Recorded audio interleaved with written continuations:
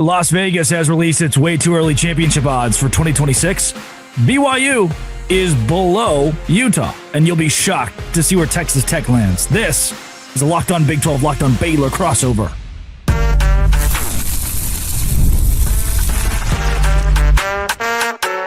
You are Locked On Big 12, your daily podcast on the Big 12 Conference. Part of the Locked On Podcast Network, your team every day. Hey. Welcome to Locked On Big 12, Locked On Baylor. Some days, it's Wednesday, which is my least favorite day of the week, by the way. It's just some days it's Thursday. Some places it's Thursday. Correct. Some parts of the world. Which Thursday is my favorite day of the week. So depending on when you're listening to this, good for you. Locked On Big 12, Locked On Baylor. Thanks for making our shows your first listen every single day.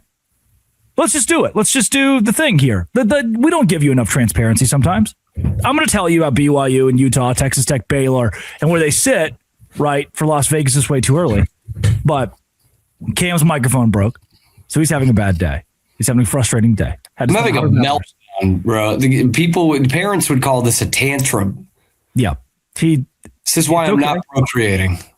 We're going to let him feel his truth. His frontal lobe is fully developed. On my end of things, I am having the sick, which happens like once every 3 weeks for me. It's probably because I drink too many energy drinks and Yoo-hoo out of a can.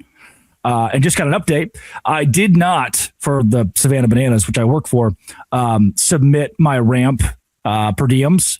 So I terminated $65, $165, $100. The list goes on. Of per diem that I failed to submit, and it expired. On top of that, I got a speeding ticket in Iwatamba County, Mississippi. Worthless. Bad place to be. And it was like $275. Also, the sick, I have like orifices I didn't know existed and ooze, like things that I didn't think the body could create happening right now. And we're both Baylor grads. Sick 'em Bears. Last thing that I'll leave you with is on top of all of those things, I don't know. I don't even know where I wanted to go with that. There's plenty of other bad, terrible things in the world. So we just, let's be honest with you today. Jeff, season 2 of White Lotus, my favorite character died. Now what? Nothing's going right today. So yeah, here we are. Oh, the last thing. This is it. I have a buddy getting married in a couple weeks. I booked the flights, 10 days in advance because I'm just like that, hotel and all that. Because I was like, oh, they're from Houston. They're surely getting married in Houston. College Station, baby. Bermuda Triangle. Easy place to pick up a hotel room. Yeah, where do you want to fly into? You can't. Everywhere the sun is closer to College Station than the nearest feasible airport. It will cost in total. Heard doesn't have an airport.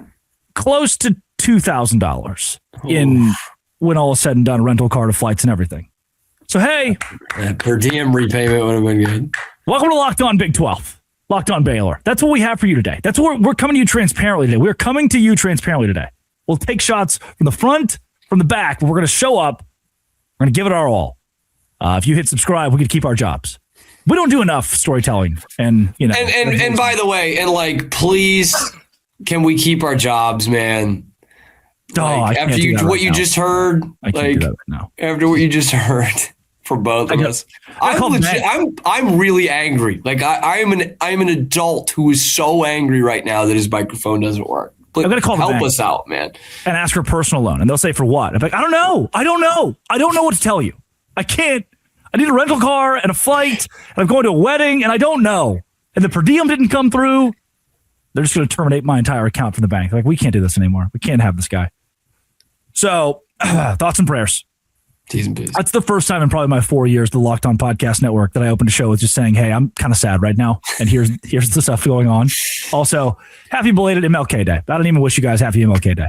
And the bosses came down on me for that. So, BYU, Utah, Baylor, Texas Tech, Cole Kublik. Is that it? Did I land? Bellick, Kublik. Who cares? Sorry, Cole. Who cares? Number 1 odds to win the national championship next year, preseason. Texas Longhorns. Of course. Again. Of course. We all knew it was coming.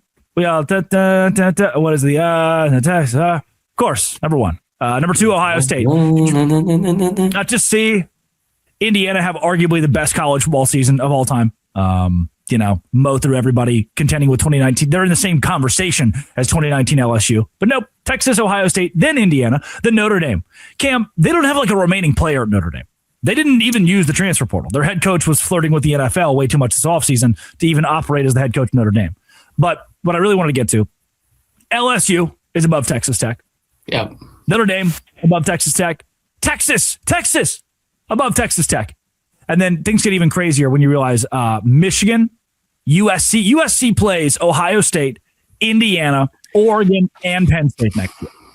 And they have better odds than Utah, who's 50-1, and BYU, who's 70-1. That's how you get ahead of it, though. That's how you get ahead of it. That's how you say, like, we're already telling you before they play these good teams, or what we're supposed to be known as good teams, that they're already better than you. And they started the preseason better than you. Like, that's how they get you. This right here.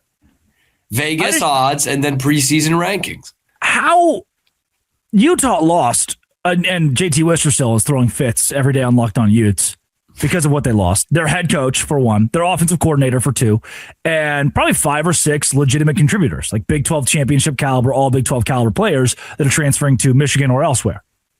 BYU, I don't know if you saw this, returned everybody. They all just said, I don't know, whether I have eligibility or not, I'm coming back, whatever.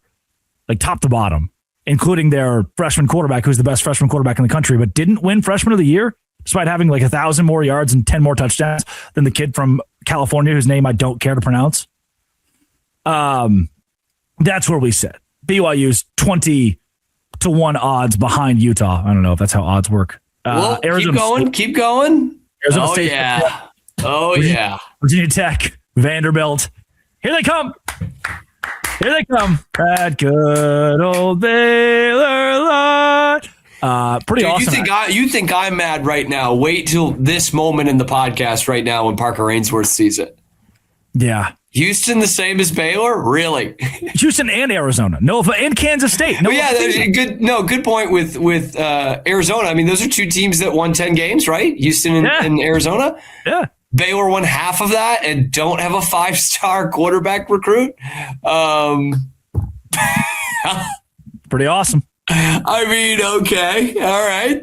Do you see the 3 letters at the bottom of your screen? Yeah. Oh, yeah. Baylor 200-1 odds. Who is in the postseason top 25 for Locked On's top 25? The AP poll top 25, postseason top 25. Yeah, but we don't care about that.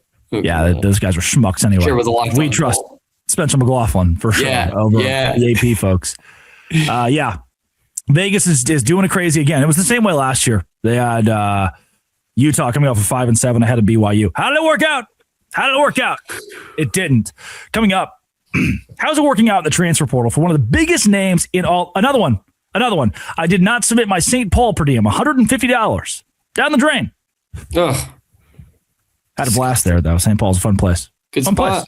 Pretty close to Wisconsin. They've got Spotted Cow beer. I could use one of those. I'm too sick to have beer. I shouldn't do that. Coming up, DJ Lagway, the Baylor Bear. Is it the biggest portal pickup of anybody this offseason in the Big 12? Genuinely, it might be. This is Locked On Big 12.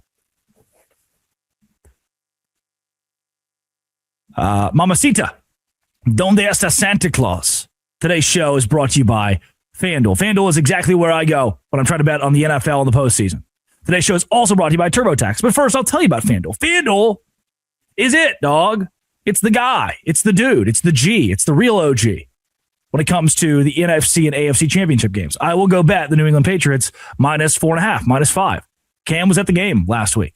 You get a profit boost for every one of these big games in the NFL as well. So on game day on Sunday, go get your profit boost. I'll be watching this game from Utah, which is fun. It's awesome. Ride the favorites when you think the team controls the matchup, or take a shot on the underdog if you feel an upset is coming, or build a parlay around the players and moments you think will decide the game. Even bigger winnings with your profit boosts. And when you win, FanDuel pays you out instantly. FanDuel.com, download the FanDuel app, FanDuel.com, or download the FanDuel app. Do it today. Today's show is also brought to you by TurboTax. TurboTax is where I go to file my taxes, to give to the government. And you're like, oh, taxes suck. Well, yeah, they do, don't they? Unless you're using TurboTax. Then it kind of becomes fun. Fun, you say? Yes, fun. TurboTax full service. Have your taxes done for you by a trusted local expert, start to finish, without the stress or guesswork. I'm pretty sure in 2021 I didn't file my taxes correctly, and the government is actively looking for me. Why? Because I didn't use TurboTax. W-2s to self-employment forms. They're going to help you. Limited time. You can even have your taxes done by a local TurboTax expert for $150 all in. TurboTax expert didn't file your taxes last year. Just file by February 28. Take taxes off your plate. TurboTax.com/local. TurboTax.com/local to book your appointment and do it today. TurboTax. Cameron Stewart, Locked on Baylor. Already told you on this show. Dealing with a lot of physical ailments. The pains of the world. In the middle of that ad read, another $70. Norfolk, Virginia. Did not submit that per diem. We are just rapidly losing money. I did not know I had. Found this video on TikTok. Not anymore. Thought I would show it to Cam. Thought I'd show it to you guys, the world. Live reaction before we talk DJ Lagway. It's 40 seconds long. I'm just going to give it to you, and we're going to see where it goes, because this is today's Locked On Big 12, and I mean, you're just going to have to sit there and listen to it.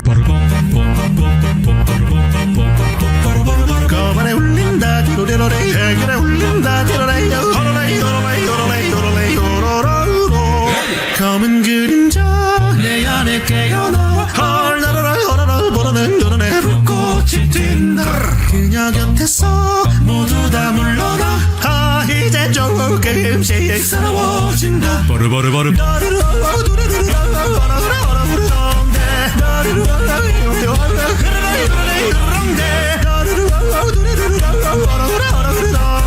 이제 조금씩 새로워진다. I'm wondering where I can get that kind of content at a very early hour in the morning. That is Charming Joe. Driving to work, perhaps. Charming Joe from TikTok.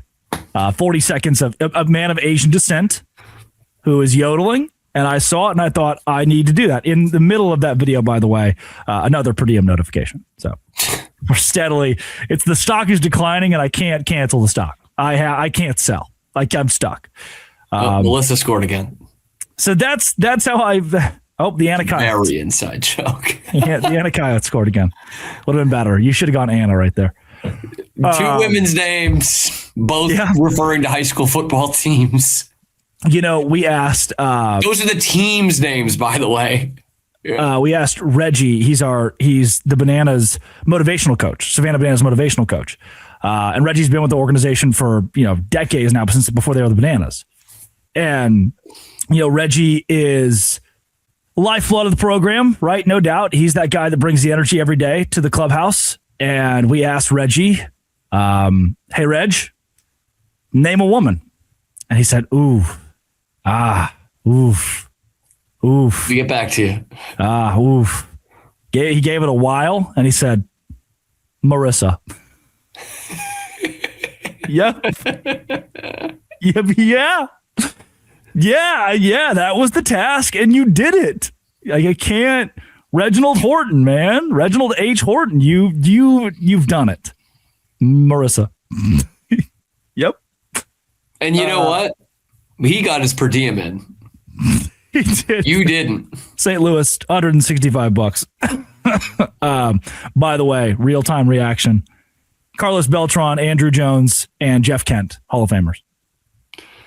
Yeah, man, I can just remember watching all those Jeff Kent games as a kid and being like, man, Cooperstown. I'm telling my kids I watched him just like I did with Scott Rowland, man. Mike Messina. Yeah. Messina's got a better shot than those. Surely they'll put Kent next to the Savannah Bananas display in the Hall of Fame in Cooperstown. Surely they'll do that if Mike Pence has the courage. DJ Lagway's a Baylor Bear. Yeah. That is one of 22. What about the other 21? I'm not trying. This is not a dour conversation. I was on with Aaron and Ward, ESPN Central Texas. It's like, this is great for Baylor. DJ Lagway's great for Baylor, objectively. It's really cool. Yeah. Maybe the best player in the portal, although all the recruiting services docked him because he's going to Baylor and not Miami. Yeah. That said, are the pieces there around him, or do you need 22 DJ Lagways? I mean, that could help, man. He's a heck of an athlete. That would help. Are the pieces there around him to be a 500 team? Yeah, at best. Okay. We're talking about maxing out the game slot. At best? You cover a 500 team, you think? Well, I didn't this past year or 2 years ago. And in my time, it's probably right about that in my time at Locked On Baylor. I said they had a ceiling of 9 wins. Is that crazy? This year, I need to see a lot more in the portal. Like this is going to need to be a lot of young guys kind of making that next step. Like I do think there's still a good, like the last 2 recruiting classes.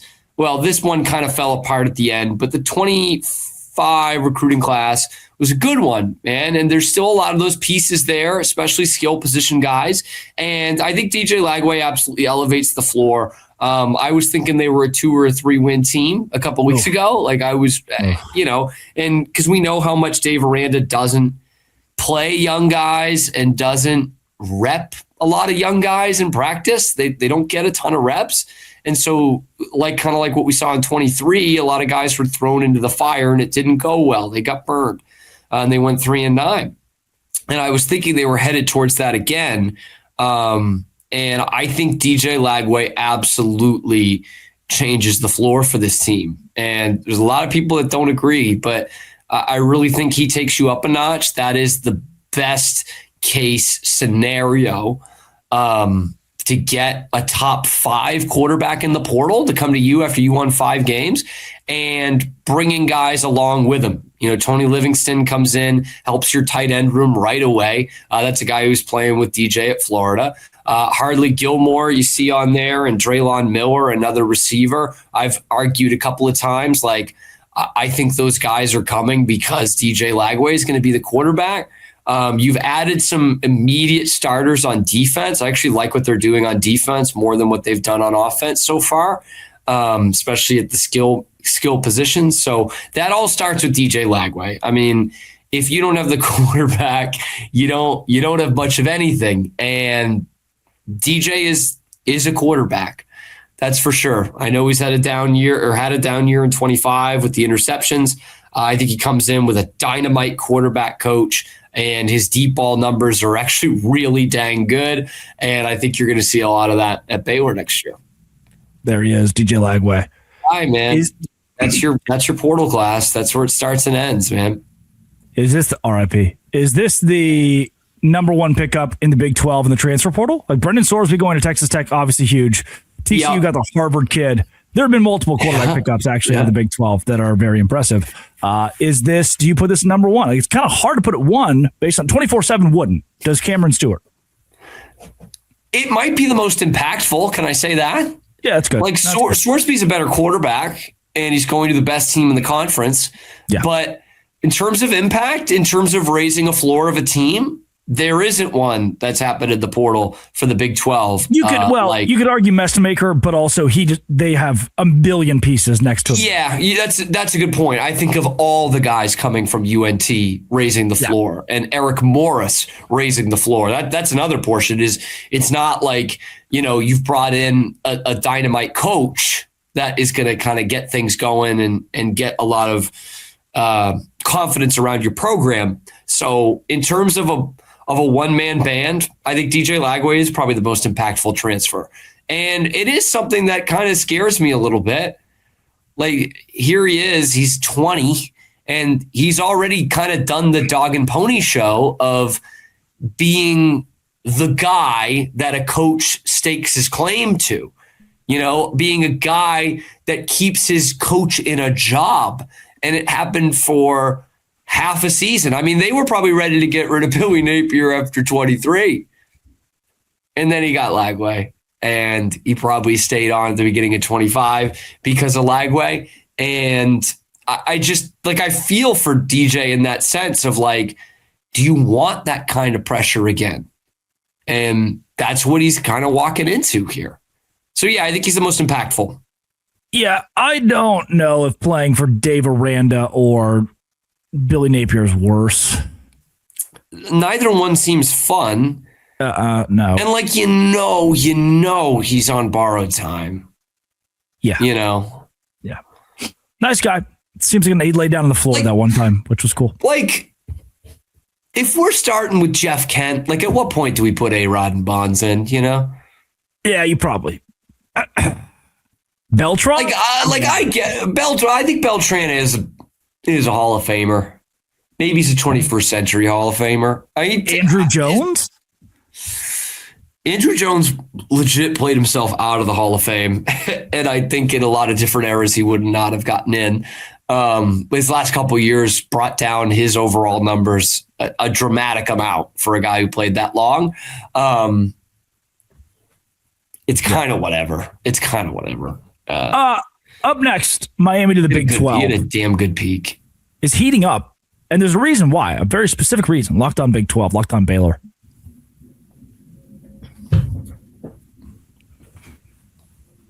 This should come as no shock to you. Indiana outclassed, their fan base outclassed Miami in the national championship in a game played at the home stadium of the Hurricanes. Scale of 1 to good, that's not at all for the U. So on top of that, there's a really good tweet from Immaculate View on Twitter. Chris Lowe sends a video of the fans. Says definitely not going to be a road game here for Miami. In Miami for Indiana, I should say. Looks about 65-35 right now in favor of the Hoosiers. Immaculate View says, this is not me taking a shot, but it's the offseason now. So we got to talk offseason stuff. Some folks think Miami to the Big Ten is a thing. I have given multiple reasons why I think that is not the case. One of those has been pictures of the crowd at Miami home games. I'm going to do it. I'm going to do what I hate to do and what I should not do. But Cam, I've seen pictures of UCF home games the last couple of years. I hate it.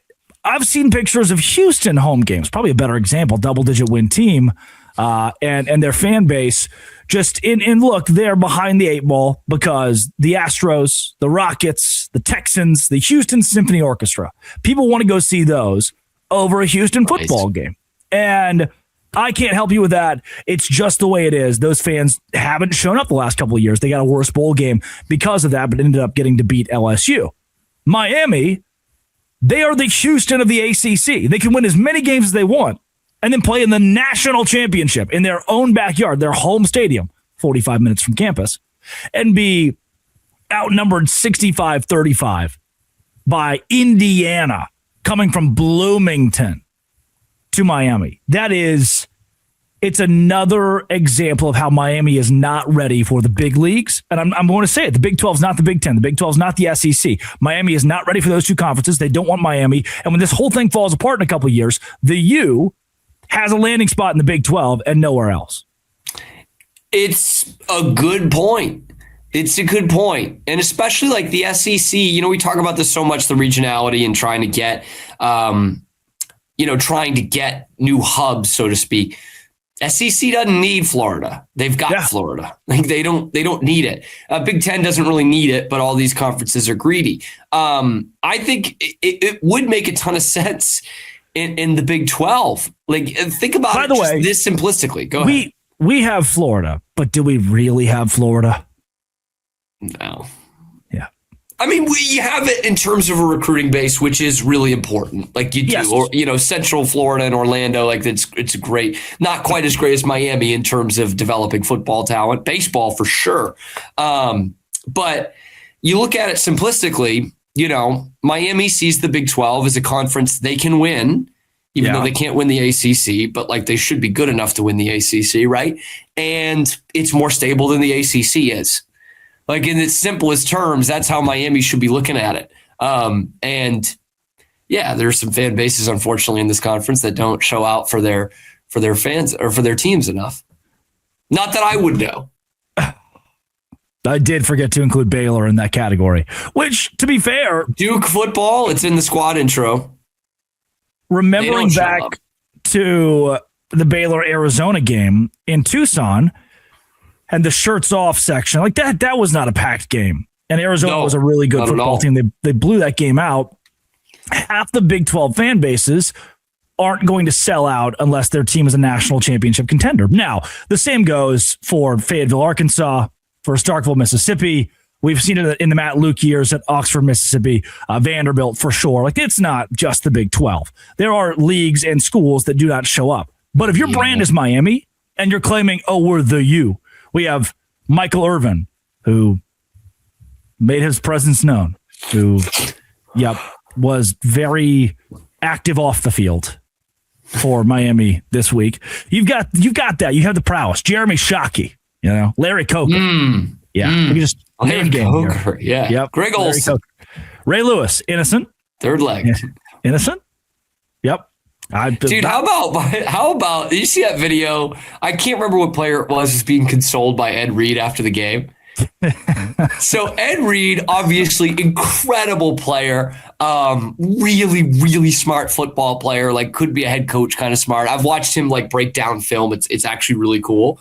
And he's consoling this Miami player after the game. And he's got one of those big hats on. The noggin boss. The noggin boss.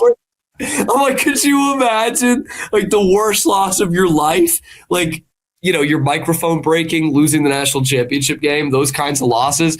And this dude is the one putting his arm around your shoulder. He's kind of far away because you're wearing a helmet and he's wearing something 3 times the size of a helmet. That's unbelievable. That's the U, baby. That's just Luke Kuechly in a tiara telling you keep your head up. That's the equivalent. That's what it feels like. Like, what? Yay. Get him next time, boss. Like, Luke Kuechly, why are you wearing a tiara? Like, OU loses and the boss just has like a dirt bike helmet on. With the mohawk. So good, with man. the mohawk taped to it. Yes. Some dreads hanging out the back. That's what Miami has kind of become, is even when they are very good, they're a bit of a joke. Like there were Michael Irvin to Ed Reed to Ray Lewis. It felt to being outclassed by another fan base in your home stadium. That's a bit of a joke, man. Like that's you can't take that seriously. Tony Petitti, the Big Ten, they don't look at that and say, oh, we have to have Miami. Yeah. The Big 12 says, hey, you're a brand that kind of fits us. Like we have been, the Big 12 and Miami have been to the exact same number of national championship games in the last 4 years and have won the exact same number of national championship games the last 4 years. So to me, you put the Miami in the category of Big 12 team moving forward, similar to Louisville. Louisville, Miami, very similar. Very similar. Yeah, I'll give Miami some credit here. Like, I don't know, Louisville shows up to the games. I know, but Miami comes in and they bring a legitimacy, which I hate using. But they bring a legitimacy as a team that can make the college football playoff and a brand that is strong enough to make the college football playoff. Because again, like, credit to them for getting there. It was a heck of a run to make the title game. But based on the things that we grade the other teams on, they probably shouldn't have been in the playoff at all. Like, they shouldn't have been in the 12-team field. Credit to them for continuing to win and taking out, SEC teams on the way. Credit. But like that is something that the Big 12, I think, really, really craves right now. Were they a better team than BYU this year by the metrics that we base most of the other tems off of? No, they weren't. Correct. But you're right. They come in here and they have that kind of reputation, which Clemson carried in the ACC for the better part of the last decade, and Miami does too. Like, having them on your schedule, if nothing else, it's rising tide that's raising all boats in this conference. Louisville, while competitive and have a good fan support, have good facilities, decent NIL, getting better at basketball again, like that. Those are all good things, and I think would be good things for the conference. But Miami in football brings a helmet sticker that raises the profile, whether they're good or not. Yep. Who did SMU lose to in the playoff last year? That would be Pennsylvania State. They did. That's right. Who did they lose to in week 2 this year? Oh, that good old Baylor. Still almost made the playoff somehow. Still almost won the ACC.